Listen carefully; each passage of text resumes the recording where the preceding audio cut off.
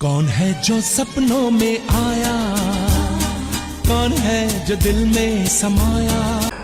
अपने सभी दोस्तों की सेवा में मैं जावेद नसीम अपना आदाब, सलाम, नमस्कार और सत श्री अकाल पेश करता हूँ।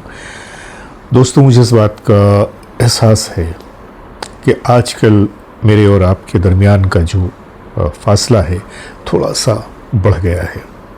इसके पीछे दो कारण हैं। पहला कारण तो ये है कि आजकल मेरी जो मसरूफियतें हैं वो इतनी ज़्यादा बढ़ गई हैं कि वक्त निकालना बड़ा मुश्किल होता है कि मैं किसी टॉपिक पे कोई वीडियो बनाऊं और फिर आपके सामने पेश करूं।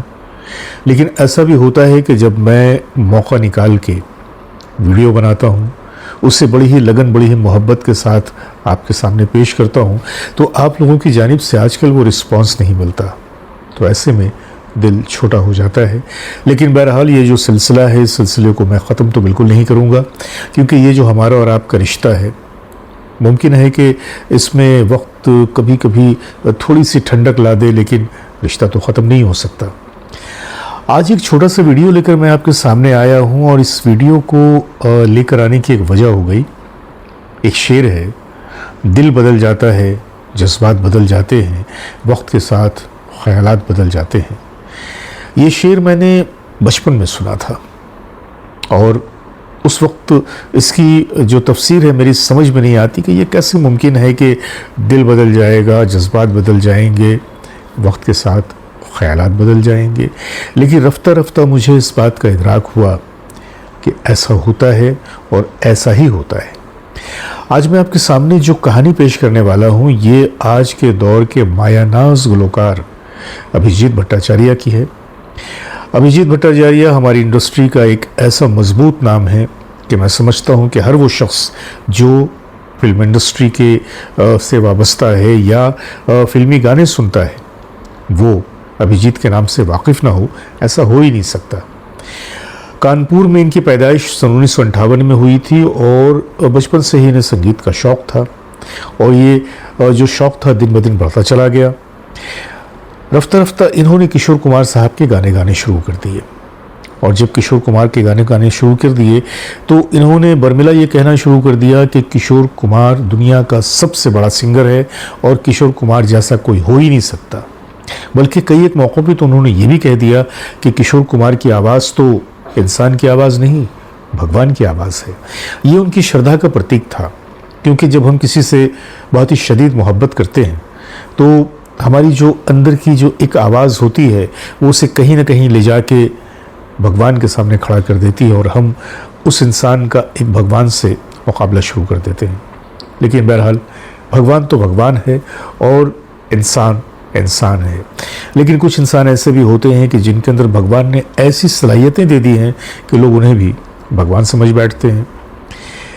अभिजीत जी ने अपने करियर के दौरान तकरीबन 6304 गीत गाए और ये जो गीत उन्होंने गाए ये बहुत तरह की ज़ुबानों में गाए, जिनमें हिंदी, बंगाली, तमिल, भोजपुरी, मराठी और भी कई दूसरी ज़बानें शामिल हैं।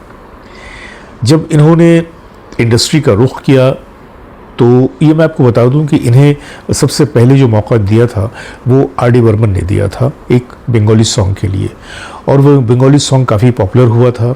आवाज़ में काफ़ी इनके दम था। हालांकि ये किशोर कुमार जी की आवाज़ में गाते तो थे, लेकिन किशोर जी की आवाज़ को अपनाते हुए भी इन्होंने अपनी आवाज़ का एक बहुत ही बर्मला एक अंदाज़ रखा था और बड़ी ही मजबूत आवाज़ थी इनकी। आवाज़ में बहुत ज़्यादा खनक और लोच भी था। जब 90s में इनका पीक शुरू हुआ और जब शाहरुख खान के लिए शाहरुख खान की ये आवाज़ बन गए, क्योंकि हमारी इंडस्ट्री में ये तो होता ही रहा है कि हर हीरो अपने लिए एक प्लेबैक सिंगर का ख़ास तौर से इंतखाब कर लेता है। हालांकि गाता तो वो सबके गाने हैं, लेकिन कोई एक उसका मनचाहा पसंदीदा हो जाता है। उसी तरह से शाहरुख खान के लिए अभिजीत उनकी पसंदीदा आवाज़ बन गए और शाहरुख खान के लिए अभिजीत जी ने जितने भी गाने गाए सारे के सारे हिट।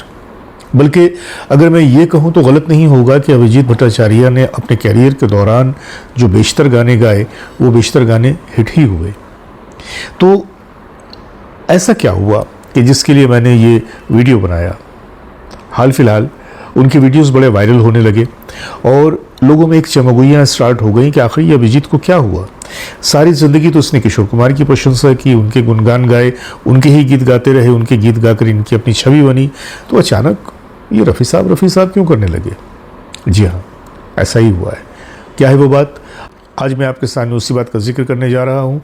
तो बने रहिए हमारे साथ और देखते रहिए अपना मनपसंद चैनल सिनेमाया। आइए चलते हैं आज की वीडियो की तरफ।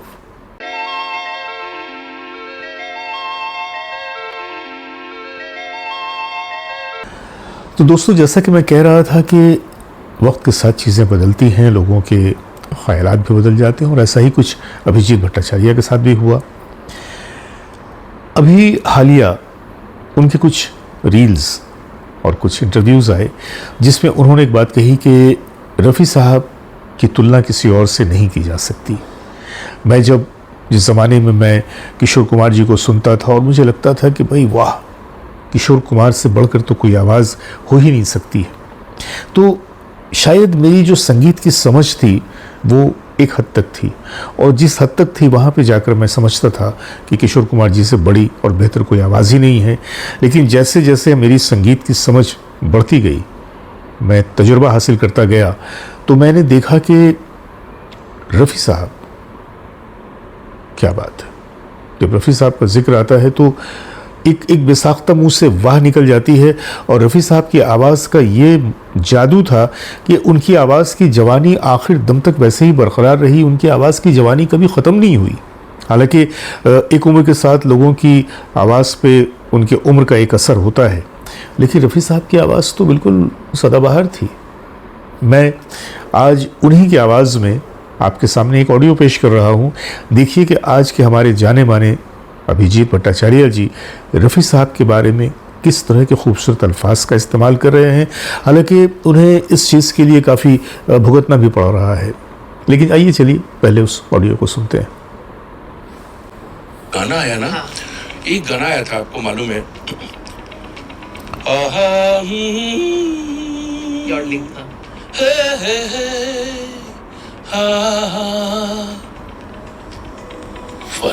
प्रॉब्लम ये कि जब एक यूथ आता ना, एक यंग, तब मैं स्कूल में था, तो मैंने 2 वर्जन गाने का सुना, एक रफ़ी साहब और एक किशोर कुमार का। आज मैं रियलाइज करता हूँ, तब क्या रियलाइजेशन कुछ अलग था। अरे क्या पावरफुल आवाज है किशोर दा की। रफ़ी साहब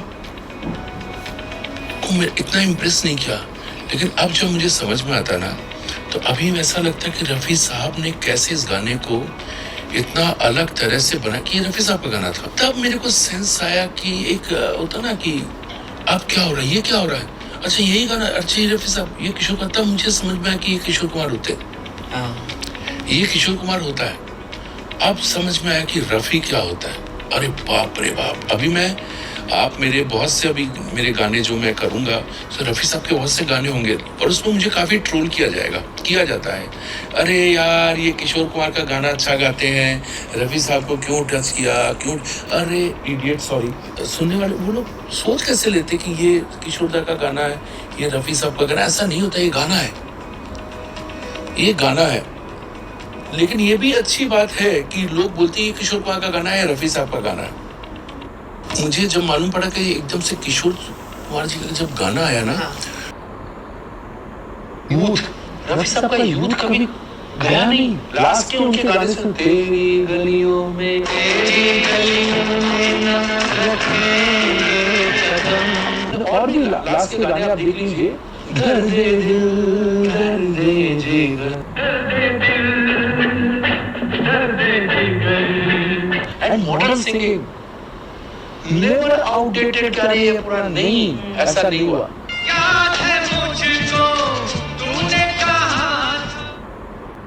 तो दोस्तों, सुना आपने, ये आवाज़ थी अभिजीत भट्टाचार्य जी की। अभिजीत भट्टाचार्य जी की एक ख़ास बात यह भी है कि उनकी फितरत में बेबाकी बहुत है और वो अपने ख़यालात का बहुत ही बेबाकाना वो इजहार करते हैं, ख़ाह वो किसी भी मुद्दे की बात हो, कोई सी भी बात हो। और यहाँ भी आप देखिए कि ये उनकी बेबाकी है, ये उनकी साफगोई है कि जब उनसे पूछा गया कि आप किशोर कुमार जी की सारी ज़िंदगी आपने उनके नगमे गाए और किशोर कुमार जी के स्टाइल को अपना कर ही आपने अपनी एक पहचान बनाई, इंडस्ट्री में इतना नाम पैदा किया, सारी दुनिया में आपकी इतनी ज़बरदस्त फ़ैन फॉलोइंग है, तो इसके बाद ये जो अचानक आपने ये जो कहा तो आपको नहीं लगता कि इससे आपके फैंस का दिल दुखा होगा, आपको उनको तकलीफ़ हुई होगी? और वैसे भी बैठे बैठाए आपको ये क्या सूझी आपको? और उन्होंने जिस सफाई के साथ इन तमाम बातों का, इन तमाम एतराज़ात का जवाब दिया, आपने सुना उसे। तो बस मैं सिर्फ ये कहना चाहता हूँ कि वक्त तो लगता है, लेकिन जो सच्चाई होती है वो तो उभर कर पानी की सतह पर आ ही जाती है। कल तक अभिजीत भट्टाचार्य जैसे सिंगर जो किशोर कुमार जी की, हालांकि ऐसा नहीं है कि मैं किशोर कुमार जी की बुराई कर रहा हूँ, बिल्कुल नहीं, बल्कि मैंने हमेशा एक बात कही है कि इंडस्ट्री में अगर मोहम्मद रफ़ी साहब नहीं होते तो हमारी इंडस्ट्री का सबसे वर्सटाइल सिंगर वो किशोर कुमार जी हैं। लेकिन चूंकि जब रफ़ी साहब हैं तो कहीं ना कहीं किशोर कुमार जी की जो क्वालिटीज़ हैं रफ़ी साहब के मुकाबले में कहीं ना कहीं थोड़ी सी फीकी नज़र आती है। और इस बात का इजहार अभिजीत ने भी किया, बल्कि उन्होंने यहाँ तक कहा कि रफ़ी साहब की आवाज़ की जवानी कभी ख़त्म हुई नहीं। बहुत बड़ी बात है। और एक किशोर सिंगर वो अगर इस तरह से बर्मिला तौर पे ये कहे तो ये कहना भी अपने आप में एक हौसले की बात होती है। और यह हौसला उन्हीं लोगों को होता है जो लोग खरे होते हैं, सच्चे होते हैं। तो बस आज का वीडियो यहीं तक।